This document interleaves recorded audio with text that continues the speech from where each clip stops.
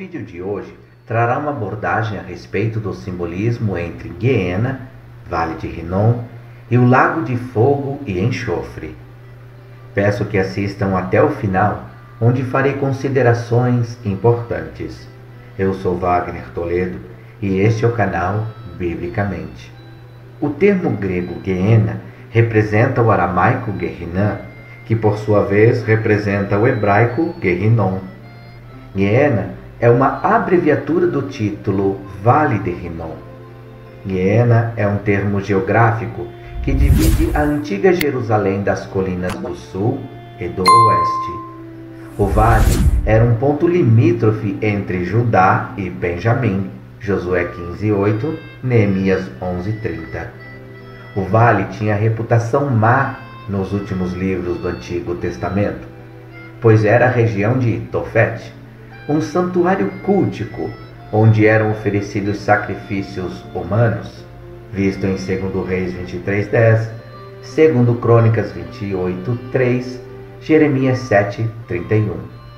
Jeremias amaldiçoou o local devido ao culto e previu que o lugar seria de morte, abominação e corrupção. No Novo Testamento, Guiena era compreendida como punição e prisão, Mateus 5:25, desgraça, Mateus 8:12, corrupção interminável, Marcos 9:48, tirado de Isaías 66:24, ou mesmo lugar de escuridão, Mateus 22, verso 13. O apócrifo A Assunção de Moisés, página 195, traz a seguinte referência: E Deus te exaltará, e o fará se aproximar do céu e das estrelas, no lugar da sua habitação. E tu olharás do alto, e verás seus inimigos no Guiena, e os reconhecerá, e se alegrará, e dará graças, e confessará ao teu Criador. Respondeu-me então Uriel, um dos santos anjos que estavam comigo, e disse: Aquela garganta maldita que viste foi destinada aos eternamente malditos. Ali serão reagrupados todos aqueles que, com a sua boca, proferem coisas desrespeitosas contra Deus e falam com insolência de sua glória. Ali eles serão reunidos. Será o lugar de seu julgamento. Já o segundo livro de Enoque, página 273, diz: Eu olhei e voltei-me para outra parte da terra. Lá eu vi um vale profundo, onde havia fogo em labaredas. E eles traziam os reis e os poderosos e arremessavam-nos naquele vale profundo. Guiena é mencionado na Vulgata como infernos. Biblicamente, o termo é citado no livro de São Marcos 9, 47 e 48. E, se o teu olho te escandalizar, lança-o fora. Melhor é para ti entrares no reino de Deus com um só olho, do que, tendo 2 olhos, seres lançado do fogo do inferno, onde o seu bicho não morre, e o fogo nunca se apaga. Vale de Rinom, por assim dizer, se tornou o lixo cultural de Israel e das nações pagãs. Além de que o local era designado para descarte de todo e qualquer resíduo podre, entulho, animais mortos, cadáveres de pessoas consideradas impuras e outras. Por essa razão havia queima contínua e o fogo então não se extinguia. Para se ter uma ideia, 2 das 12 portas de Jerusalém, a porta do vale e a do monturo, iam dar direto neste local imundo. O lixo cultural ficava por conta de todos os feitiços, bruxarias e ritos realizados muitas vezes às ocultas. Sempre que alguém dentre o povo queria cometer seus vitupérios, transgressões ritualísticas e toda sorte de pecados, fugiam para este local nauseabundo de odor fétido. Já imaginou isto? ofertar o seu melhor ao seu Deus em um lugar contaminado, desprezível e cheio de abominações?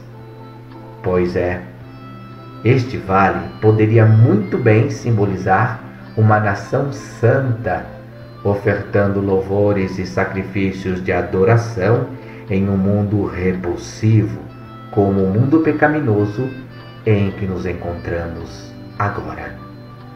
Aqueles o faziam por opção e estes por imposição. O que era um local, digamos, privativo, se tornou muito popular. Tão popular que logo a própria realeza judaica estava se misturando aos adoradores impúdicos. Que degradação! A nação eleita deixando seu culto racional, seus aromas e incensos para se juntar às moscas, densas fumaças e vermes de todo tipo. 1 Reis 11, 6, 8. Assim fez Salomão o que parecia mal aos olhos do Senhor, e não preservou em seguir ao Senhor como Davi, seu pai. Então edificou Salomão um alto a Quemós, a abominação dos moabitas, sobre o monte que está diante de Jerusalém, e a Moloque, a abominação dos filhos de Amon. E assim fez para com todas as suas mulheres estrangeiras, as quais queimavam incenso e sacrificavam a seus deuses. Isaías 66, 20 e 24. E trarão a todos os vossos irmãos, dentre todas as nações, por oferta ao Senhor, sobre cavalos, e em carros, e em liteiras, e sobre mulas, e sobre dromedários. Trarão ao meu santo monte, a Jerusalém, diz o Senhor, como quando os filhos de Israel trazem as suas ofertas em vasos limpos à casa do Senhor. Sairão e virão os cadáveres dos homens que prevaricaram contra mim, porque o seu verme nunca morrerá, nem o seu fogo se apagará, e será um horror a toda a carne. Ou seja, a oferta do Senhor deveria ser limpa. E ao saírem pela porta do monturo, veriam neste ambiente de incineração os corpos dos que foram executados por seus crimes contra Deus e contra os costumes dos judeus. O vale de Rinom era, sobretudo, inóspito. O paganismo macabro impregnou Israel de tal forma que até aos seus próprios filhos fizeram passar por este fogo. Jeremias 32, 35. E edificaram os altos de Baal, que estão no vale do filho de Inom, para fazerem passar seus filhos e suas filhas pelo fogo a Moloque, o que nunca lhes ordenei, nem veio ao meu coração que fizessem tal abominação, para fazerem pecar a Judá.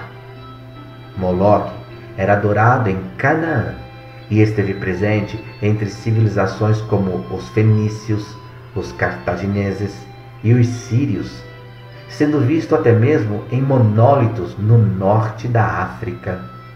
Moloque também é conhecido por outros nomes, como os romanos Cronos e Saturno. Mas, no geral, ele era comumente representado como um homem com uma cabeça de bezerro, que ficava sentado em um grande trono. Sabe-se que em tempos de crise, até 500 crianças eram sacrificadas num único mês. Os pais se apresentavam e entregavam a criança ao sacerdote. Este entoava louvores a Malcã e posicionava a vítima nas mãos da estátua, levemente inclinadas, rumo ao chão. Com a ajuda de um bastão, ela era rolada até cair em um buraco aos pés da imagem, onde morria queimada. A chama era mantida sempre acesa para lembrar aos fiéis o poder daquele Deus. Entre os romanos, associavam a imagem de Malcã com a do deus Cronos, que comia os filhos na mitologia grega. Mas, na década de 1910, arqueólogos encontraram o Tofete, local da antiga cidade-sede de Cartago, com mais de 20.000 urnas contendo ossos de crianças queimadas. Segue aqui um sábio conselho: jamais chamem seus filhos de Moleque.